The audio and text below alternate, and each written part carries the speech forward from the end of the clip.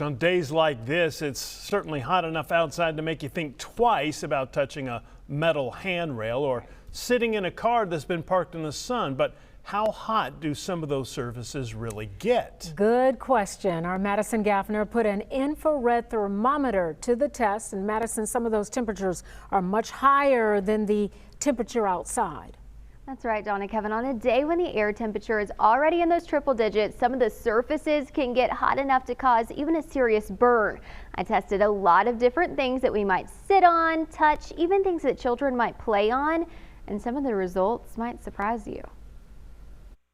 It's hot. It's so hot, it is hotter than the grills that I normally stand in front of 8 hours a day. So hot. Came and got ice cream, man, and it's melted before I didn't even step outside. Well, we all know how hot it is, but what about some of the items around us? Let's start with something that you probably walked on a little bit earlier today. I'm talking about the sidewalk. Right now, the air temperature around 102 degrees, but this concrete and sidewalk 154. That's hot enough to make a quick walk across the sidewalk feel a lot different than the temperature on your weather app. This metal handrail,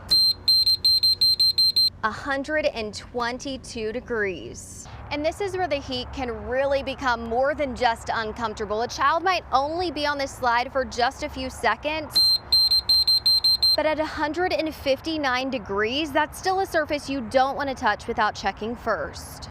And as for the playground turf, 178 degrees. You get in your car, you turn it on, and then you go to blast the AC.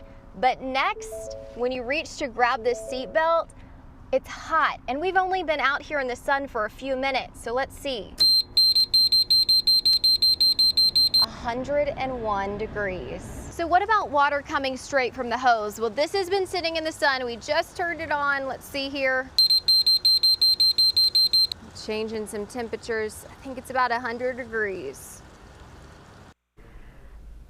So on a day when the air feels hot, the surfaces around you can be even hotter. Before you sit down, grab a handrail, or let a child play on that hot playground, it might be worth giving it a quick test or just using your hand really quickly to test it out. And I'll tell you, Donna and Kevin, I don't know if you caught it, but it was so hot, my hair started down at the very beginning of that video, and slowly it worked its way up into a clip. I have the same problem. Right, Kevin? I know. It was unbearable at times. Well, you know, I think the real message here is that burns can happen very quickly when you look at the temperatures you were showing us. That's right, Donna. I mean, 120 degrees, the skin can burn with that prolonged contact, but think around 140 degrees, it's a second-degree burn. It can happen in seconds. Then that 159 to 178 degrees, which was the slide, but also that turf that we tested, that's a third-degree burn in just a matter of seconds.